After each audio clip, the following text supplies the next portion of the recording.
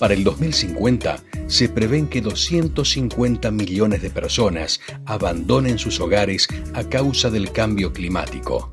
Sin embargo, esta tragedia ya ha comenzado. Migrantes, un programa con el corazón en las manos y los brazos abiertos.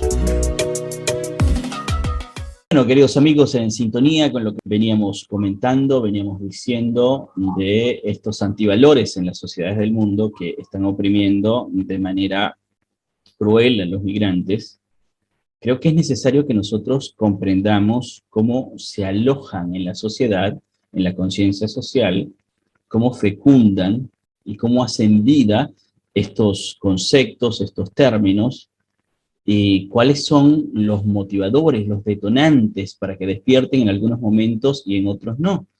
Así que para que nos aclare este tema desde un punto de vista más profesional, desde una óptica profesional, le invitamos al antropólogo Jorge Sebastián Almada. Él es profesor de la Universidad Nacional de Misiones, también es antropólogo graduado de esta casa de estudios, pero ahora como profesor de la Facultad de Humanidades y Ciencias Sociales de la universidad. Es miembro del equipo de las cátedras Introducción a la Antropología Social y Cultural e Introducción al Conocimiento de la Sociedad y el Estado. Profesor, ¿cómo está? Muy buenas tardes, le damos la bienvenida.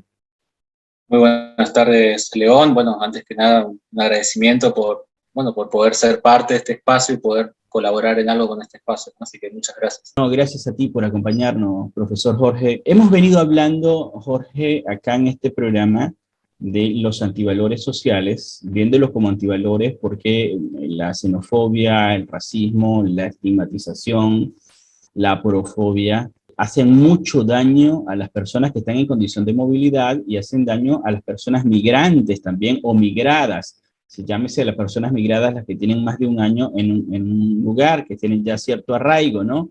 Pero que se tropiezan en su día a día con comentarios, con actitudes que por allí son despectivas y les ofenden su dignidad, les ofenden su sensibilidad, ¿no? Quería preguntarte, respecto a estos términos, respecto a estas conductas xenofóbicas, aporofóbicas, de estigmatización, racismo, y vamos a juntarle también el etnocentrismo que podría estar presente en todo esto, y creo que cuando la mirada es muy nacional, yo creo que lógicamente está presente. ¿Cómo se cultivan en la conciencia social esos términos, esos conceptos? ¿Cómo nacen? ¿Cómo se cultivan? Bueno, en principio, como decías, usaste algunos conceptos relevantes que me gustaría retomar también, pero para ponerlo en una dimensión más general, más universal, si se quiere, la discriminación o el odio, más precisamente, hacia las poblaciones migrantes, es un fenómeno mundial, se podría decir, pero más que nada está sustentado en las ideas del otro peligroso, ¿no? Es decir, del migrante como una figura que encarna aquello que es un peligro para ciertos colectivos o ciertas sociedades, ¿no? Ahí está este concepto que usabas, que es el etnocentrismo, que es un concepto de la antropología, que va a definir como aquella mirada propia, o sea, aquella mirada de otras sociedades a partir de los propios prejuicios, prenociones, a partir de la propia mirada cultural de una sociedad, ¿no? Entonces, partiendo de esa idea del etnocentrismo, bueno, sobre otros grupos, generalmente en una relación asimétrica de poder, también hay que decirlo, se va a descargar una mirada estigmatizante y sobre todo del otro peligroso, ¿no? ¿Y por qué digo esto del otro peligroso? Porque en general, más allá de algunas particularidades, siempre se va a destinar sobre el migrante algunos anatemas y estigmatizaciones como, por ejemplo, es aquel que hace peligrar las fuentes de trabajo en el país, ¿no? En el país receptor. Es aquel que trae la delincuencia o es aquel que trae malos hábitos o malas costumbres. Entonces, si nos podemos a mirar el mundo de hoy, bueno, en distintos lugares circulan este tipo de discurso, ¿no? Digo, por ejemplo, poner en peligro las fuentes laborales locales, ¿no? Es un discurso que se utiliza mucho y que emerge mucho en distintos lugares, ¿no? Y a eso después se añade toda una serie de identificaciones a partir de la cultura, ¿no? Ahí podríamos hablar de poblaciones africanas, podríamos hablar de poblaciones de Oriente Próximo, Medio, pero también poblaciones migrantes aquí en nuestra América, ¿no? Suramérica. Pero siempre hay la utilización de algún concepto y de una noción, sobre todo sobre el otro, como eminentemente peligroso, ¿no? Esto es lo que te puedo decir como a priori de los procesos migratorios a nivel internacional.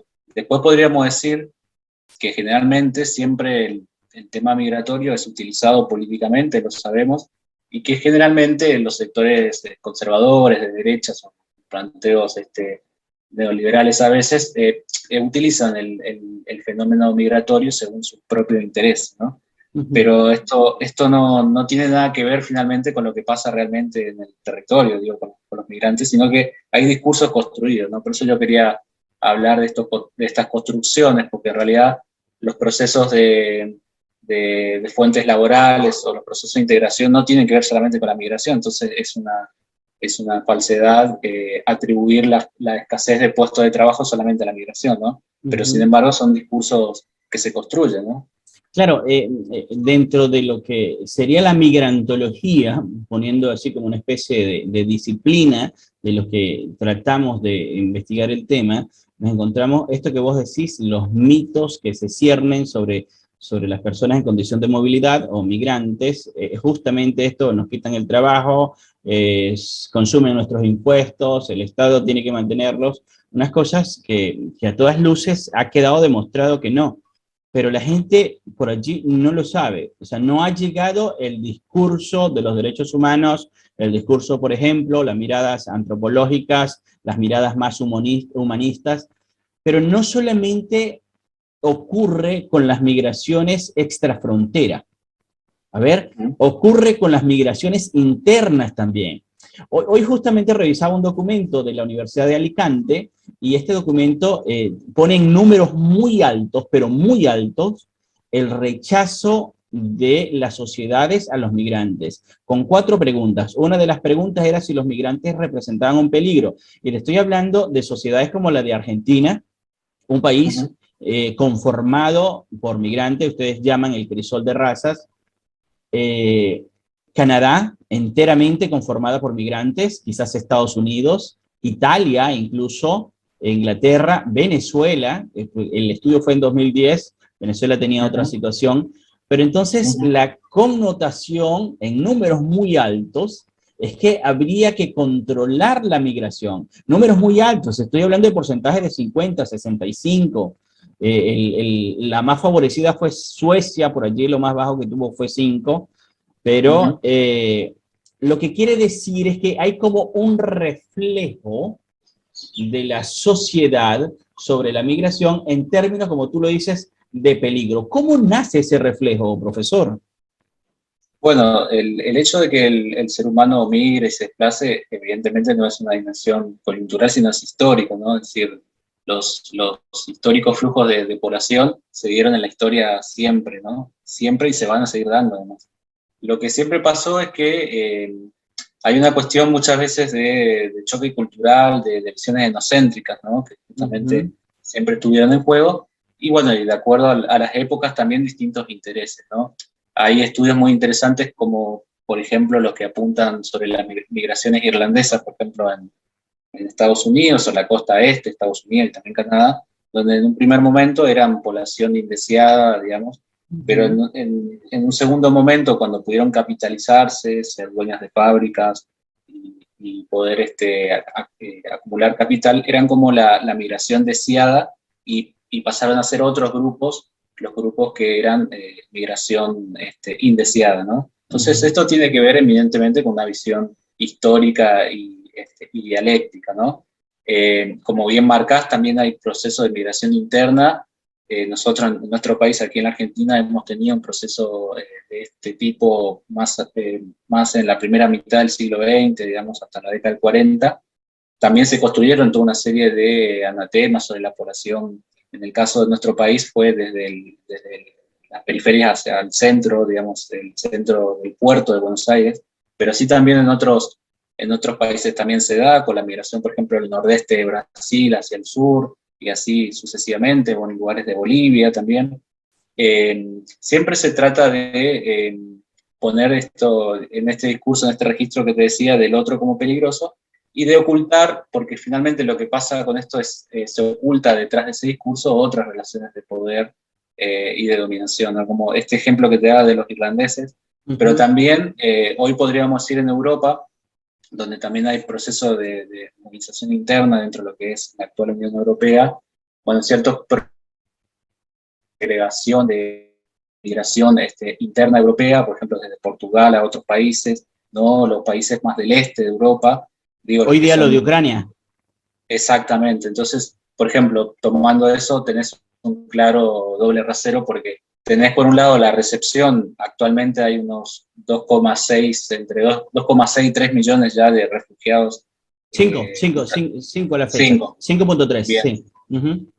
Sí, de ucranianos refugiados en distintos países, pero que son recibidos, pero digamos cuando millones y millones de migrantes desde Medio Oriente y de África querían hacer lo mismo, se encontraban con, bueno, con pares y deportaciones en Bulgaria, en Polonia, ¿no? Entonces, ahí está muy claramente construida la visión de poblaciones deseables y poblaciones indeseables, ¿no?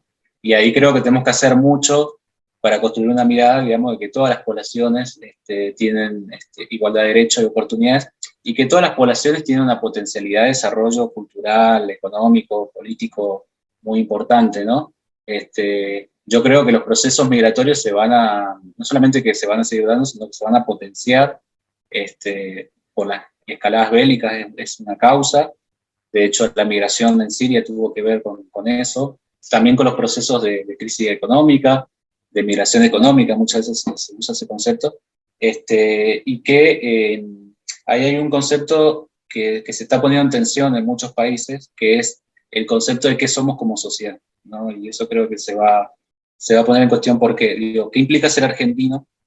Y en esa idea de qué implica ser argentino, debemos incluir la visión de que somos población que está en distintos momentos aquí, pero también somos, podemos ser afrodescendientes, podemos ser colombo argentinos, no sé, ven argentinos, o argentinos con distintas procedencias, en definitiva, claro, ¿no?